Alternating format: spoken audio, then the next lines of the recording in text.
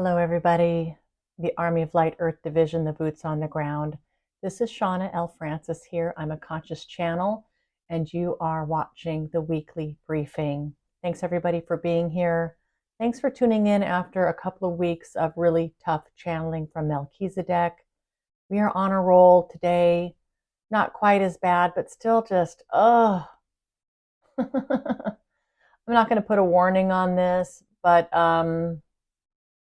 and again, it may not be surprising. That's the irony of all of this.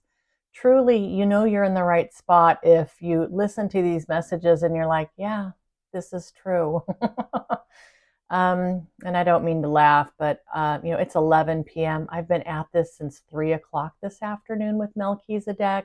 It was just another one of those days of pumping me through full of energy and just blissing me out because the information's tough.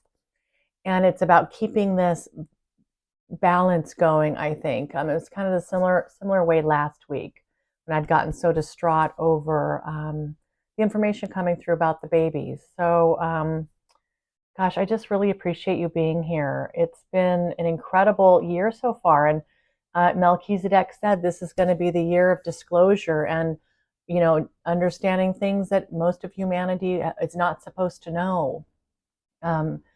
Here we are. It's June, so we're almost halfway through the year here, and I don't see any letting up. All right, so I'm going to go ahead and get into this. Again, it's been, probably 5-6 hours in meditation today. It took about an hour to get through this channeling with Melchizedek, and yeah, kind of painful to hear. I'm just going to say it. But I think this is where we're going.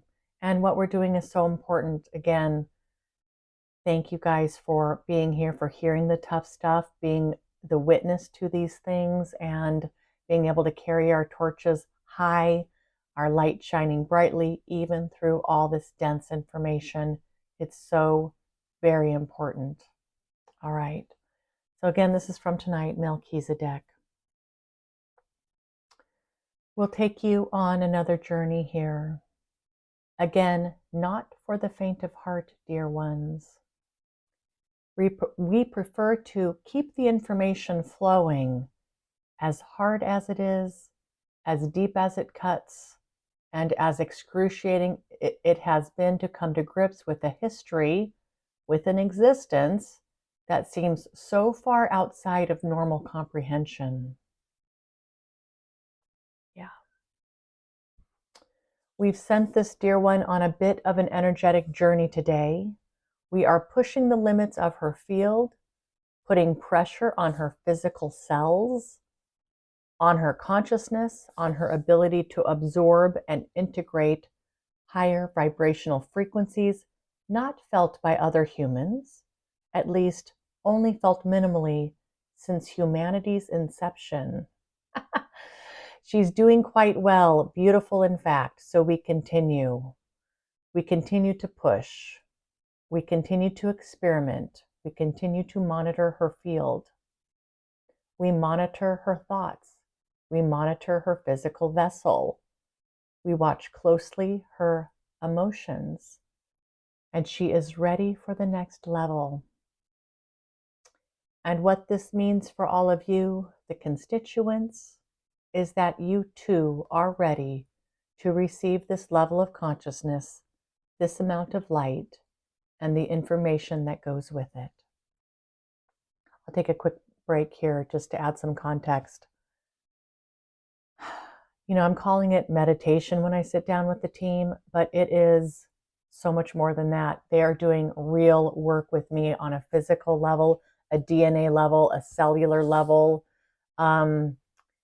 There are times when I am sitting in meditation with them and my body feels locked into place, like I can't move. Other times it feels like they're stretching me like silly putty. Other times it's just like a fine vibration. Sometimes it's big waves of feeling coming through my body, blissful waves coming up and out my crown. Sometimes it's just, I'm so still where I don't even feel like I need to breathe, like I am barely taking any in-breaths. Sometimes my body moves on its own accord. Sometimes I am right there with them, almost like physically, like we're so close, our fields, our consciousness is so close, it feels like they're right in the room with me, like I could hug them, and I do quite a bit. We've also gotten to the point where I just have the minutest of a thought about them or a question for them, and they answer me right away. I forgot to mention, I want to schedule that Q&A with Melchizedek. I'm feeling ready. This is the first time I'm going to do this, a live channeling Q&A with Melchizedek. Sorry for the little segue here. Wednesday, 11 a.m. Pacific time, June 19th. Wednesday, June 19th, 11 a.m. Pacific time. I'm going to put this in the description. I'm going to remind you. I'm going to get a link out to register for this. It's going to be a sliding scale. I'd love to have donations for it, but $0 up to $33. And I think we're going to go about 90 minutes. So I've talked to Melchizedek about this. They're good with all of this.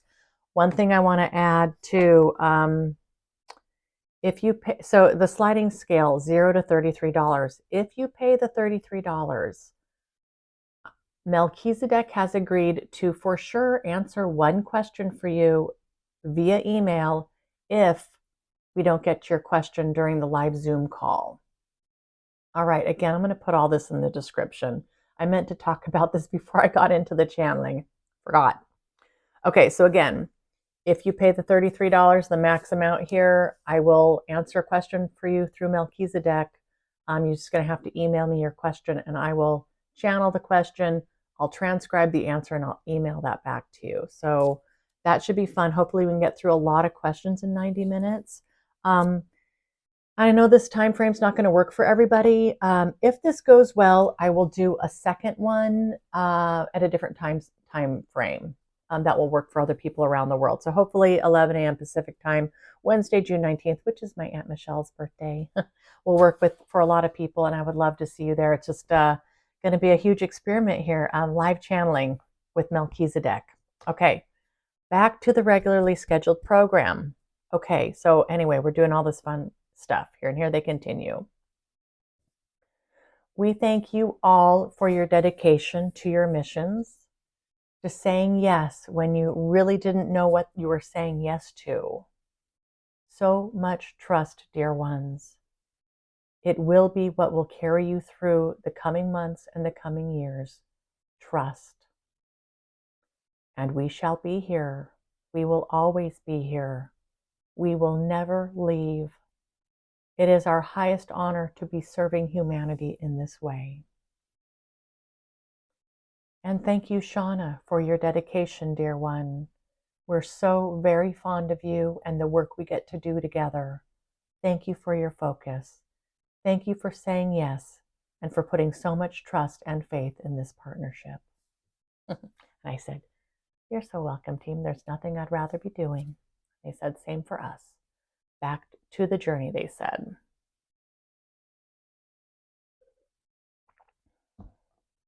All right. We're going to take you back a little further than is probably necessary, but we do feel like it will help set the stage and provide the necessary context to what we're about to tell you. 200,000 years ago, when this one here channeling our messages roamed the planet as a full-blooded reptilian being, Melchizedek was here as well, not in physical form, but in consciousness. And side note, guys, for any of you who haven't caught some of this channeling from a long, long time ago, I was a negative reptilian for many, many, many lifetimes. Around 200,000 years ago, I broke free from this and I decided to turn to the light, go to the light. I'm now an angel in training, a seraphim. I've learned all this through working in the halls of Amenti and with the Galactic Federation of Light and with Melchizedek over the last few years. So there's a lot of backstory here, but yeah, I was shown this lifetime 200,000 years ago where it was really quite awful. And this is when I decided I'm done. I'm done being reptilian. I'm done supporting this regime. And I went to the light as a traitor. And me coming forward with this information here in this lifetime as Shawna L. Francis is to help atone for all the deeds I did and all the horrible things my soul did, all my soul aspects as a negative reptilian. So it's part of my karma balancing here. Fun times. Okay. Melchizedek was there, not in physical form, but in consciousness. We watched this unfolding experiment. Humans as you know them and reptilians, humanoid in form, on the same planet, coexisting. One more segue, guys. This, or side note, there are a few videos on this from, I want to say, a couple years ago. Maybe not quite that long ago. I will try to find them and put links in the description for these videos where they talked about what was going on 200,000 years ago. Okay. And they continued here. What would happen in this situation? We were unsure, and it was not predetermined. A grand experiment indeed, as has been explained previously. A lot went wrong with this experiment, if we may be so blunt. The intelligence, the cunning, the wit, and the quickness of the reptilians quickly outmatched that of the humans, who were kind and loving, emotional, relatively quiet and peaceful. Imagine that. They continue here. Fast forward to the time when it was discovered by off-planet negative reptilians who were ready to cultivate new opportunities for their exploits. This situation on planet Earth, their arrival changed everything. Again, we as Melchizedek watched. Relatively speaking, the newcomers moved swiftly. They were also quite stealth. Also, as previously mentioned, this was not their first escapade like this. They were well adapted at gradually, yet deliberately, infiltrating a planet, exploiting its resources, and enslaving its species for their own greedy gain. They had the technology, they said. They had the means, and they had the know-how. And most importantly, they had the patience. They are in it for the long game, our friends, vigilant and focused, always the eye on the prize. By the time that Jesus was born, the stronghold was in place. They were fully entrenched behind the scenes, pulling the strings, making the big decisions, hiding in plain sight. The darkness crept so slowly and so completely that it was nearly imperceptible to the humans who were at the center of their grand plan. Generation after generation of humans came and went on the planet, slowly but surely acclimating to the density. Key players, key leaders, behind the scenes and in front and center, in place to create all the infrastructure they needed to quietly enslave your race for many, many millennia. Millennia. This is the time frame in which they think, not decades, not centuries, but millennia. Such fertile ground for the energy they need to thrive, a perfect storm, if you will. The mycelium, the parasitic residency, taking root in all corners of this planet. Then I really felt my energy shift and became quite intense. And Melchizedek continued here. And now they've found themselves at the last hurrah, the grand finale. As resistant as they have been to acknowledge the fact that this planet is ascending, as is humanity, which means they will no longer be able to rule here as they have been, they are on some level understanding this as a likely scenario. We saw with the Galactic Wars, specifically the one last year in your linear time frame between the Galactic Federation of Light and their allies, and the Negative Reptilians and their allies, some of whom were forced and blackmailed into serving them as an ally, the length that they will go to slow this process down or try to halt it altogether.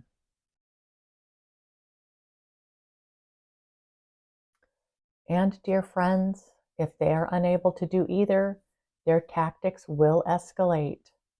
Much like how a violent criminal may grab an innocent child and use them as a human shield, or have a gun pointed at the child and say, "If you come any closer, I will kill the child."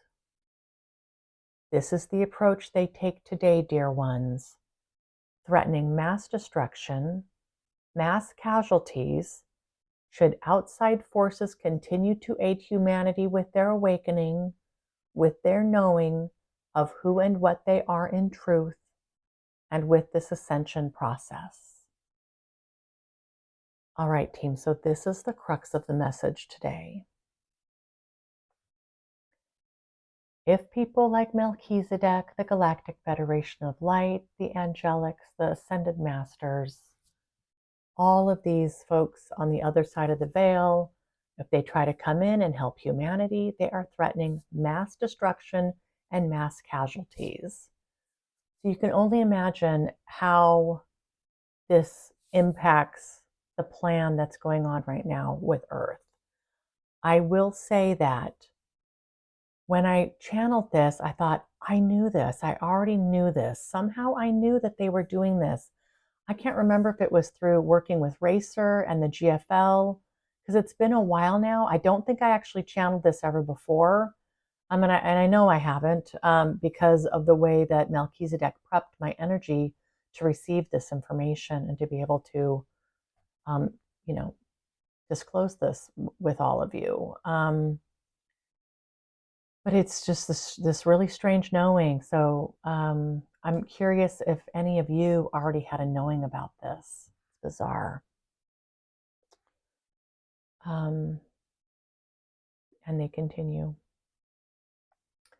This to say that the work that we do and others like us who are not of humanity in this moment take a delicate approach. Like them, we're a bit more stealth, a little bit under the radar, slowly raising the frequency here, carefully seeding consciousness with information. We have a plan, and we know this plan will work, but it will take some time in your linear understanding. We do it incrementally, conscientiously, and with love.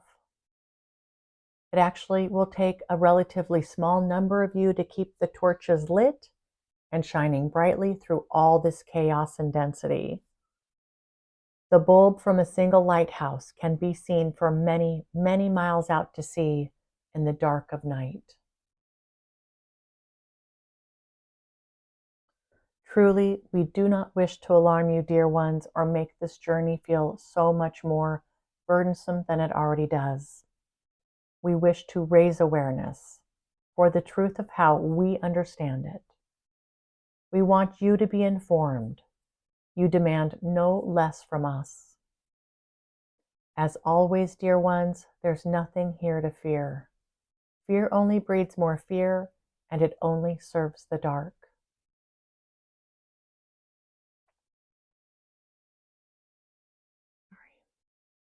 Let your love be front and center always in your experience. Let your joy and happiness be a focus for you. Release all that no longer serve you on this path of light. You are free, you are free, you are free. All right, and they're like, stop now, please. So that was it.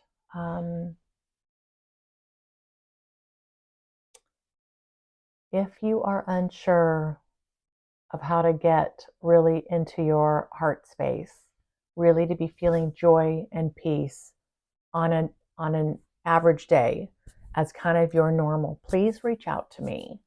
Please, let's get on Zoom. Let's do some work together.